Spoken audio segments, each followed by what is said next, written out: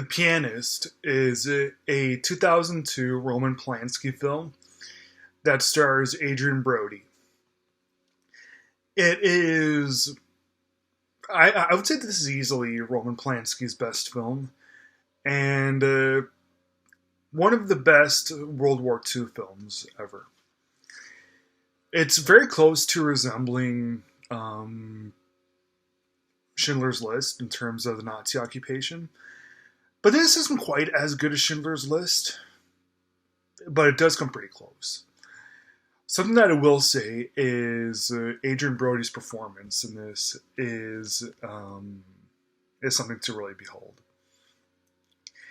He became the youngest Oscar winner in the Best Lead Actor category to win, and yeah, when he won, he was up against a pretty stiff competition. He was up against like Michael Caine and Jack Nicholson and Nicolas Cage back when Cage was actually a good actor. And yeah, Brody won, and frankly, he was very deserving of it.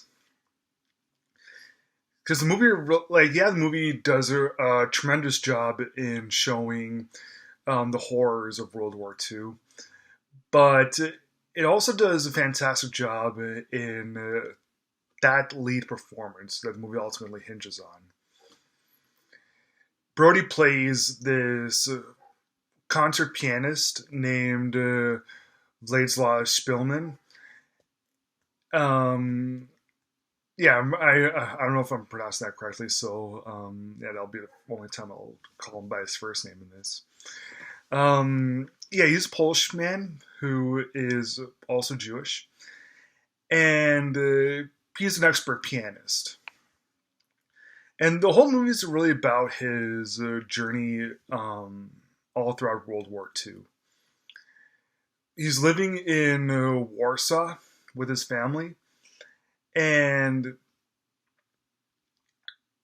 he's able to escape. He's able to escape the Nazi death camps, and he's able to escape so much horror and so much and so much evil. Some of it's just by sheer luck. Like there's some nice people, and there's lots of simple good luck that happens to him, and some of it might be even friggin' divine intervention. like there's this one guy who, okay. I don't want to ruin anything. I really want everyone that watches this video to really see the film and experience it for themselves. But yeah, I would say that those three things: nice people, good luck, divine intervention, ultimately is what saved Mr. Spielman from everything. And while he careens about through the wasteland that Warsaw ends up becoming, really the only thing that can keep him really sane is the thought of playing his piano again. Even if he doesn't make any noise, he just pantomimes playing, and he can hear everything himself. Yeah, playing the piano is really his ultimate escape from the harsh realities happening around him. Yeah, the thing that makes this ultimately better than actually better than all of Polanski's other films is that this is his best paced film. Now, with Rosemary's Baby and Repulsion, which were Polanski's top films in the 60s, those two weren't really well paced. I didn't think. Yeah, they were both. Well, Rosemary's Baby I really liked, but yeah, I don't think it was a masterpiece or anything.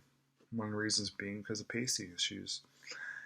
Even in Chinatown, which was Roman Polanski's biggest tour de force at the time, yeah, pacing issues. And right now, 2002, Polanski does The Pianist. Perfect pacing, and also it does such an accurate, astonishing job in depicting World War II, the Nazi occupation. That, yeah, it's at Schindler's List standards, which is ultimately the gold standard for any sort of depiction of the Nazis.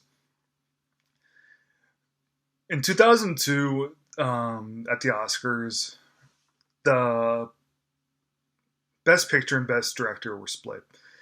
Best Picture was Chicago, and Best Director was Roman Polanski for The Pianist. There was lots of controversy because Roman Polanski's criminal record and the fact that he's a fugitive for known reasons, and he really hasn't stopped his evil ways. Um, I I'll make a video some other time about separating the art from the artist. Roman Polanski, even though it was controversial and deservedly so, he really did deserve the win for this. It's not Roman Polanski that you see on screen. He's not an auteur like Wes Anderson is. He is ultimately he remains unseen. He remains unheard in the film. It's easy to get lost in the world that Adrian Brody is in, and because of that, I recommend everyone watches this film, and it's easy to separate the art from the artist if it's a director like Roman Polanski. If it's Mel Gibson, on the other hand, then okay, he's in front of the camera, you see him all the time. Go ahead and skip it. But Roman Polanski, on the other hand, even though he is like more of an evil person, separate the art from the artist. It's much easier if he's behind the camera and remains unseen. I recommend everyone watches The Pianist because it is the amazing cinematic experience of a lifetime. Easy 4 stars.